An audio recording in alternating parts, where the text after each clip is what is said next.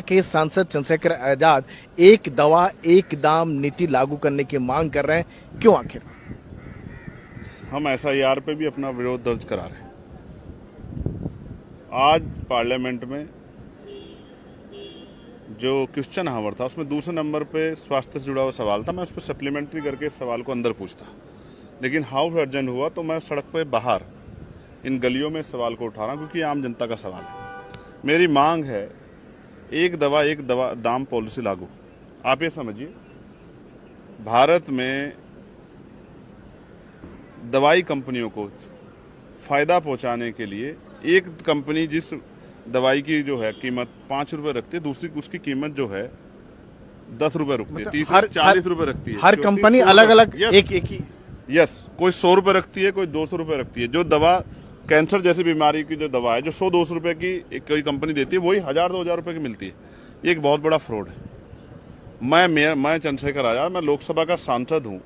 मुझे जो इलाज है मेरी वो CGHS के जरिए हो जाता है।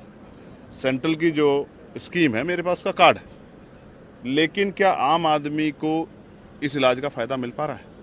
आप ये महसूस कीजिए, वही दवा 100 रुपए की, वही दवा 500 रुपए की, वही दवा 1000 रुपए की, कोई कैप क्यों नहीं है?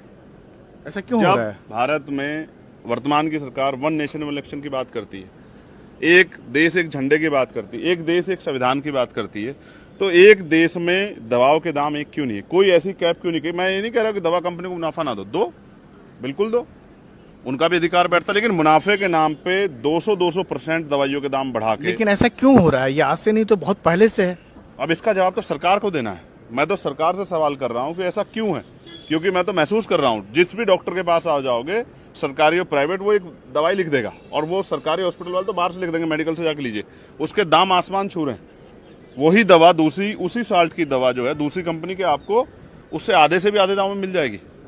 तो ये जो इस तरह से गरीबों के साथ अन्याय हो रहा है, ये गलत है। इसलिए हमारी मांग है कि एक दवा एक दाम नीति लागू हो। कोई लगता है कि रूल और रेगुलेशन अभी नहीं है दवाओं नहीं है, मैं तो खुद देख रहा हूँ। आप कहो तो मैं आपको एग्जांपल कराता हूँ, मेरे साथ चलिए आप मेडिकल स्टोर पे।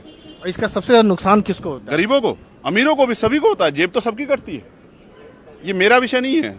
मेरा इलाज, मेरे परिवार का इलाज जो है वो सेंट्रल गवर्नमेंट की जो हेल्थ स्कीम उससे हो जाएगा, लेकिन मैं उस सवाल को उठा रहा हूँ जो भारत 140 करोड़ भारतीयों का सवाल है।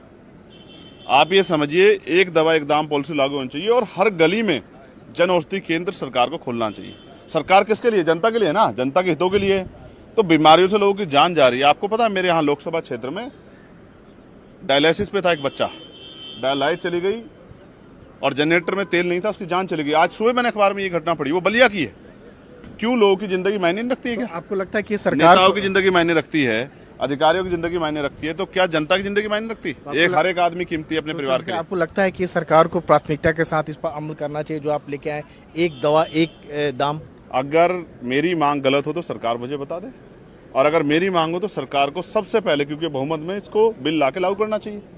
और लागू करेगी तो इससे जनता का फायदा होगा, इससे सरकार का ही फायदा होगा। तो क्या इसके लिए क्या आप लोग प्राइवेट मेंबर बिल लेकर आएंगे या सब बात हाउस चलेगा, प्राइवेट मेंबर बिल भी लेके आएंगे, इसके लिए आवाज भी उठाएंगे, तमाम तरह से अपना विरोध भी दर्ज कराएंगे, और सरकार नहीं करेगी तो जब हमें अवसर मिलेगा हम करेंगे।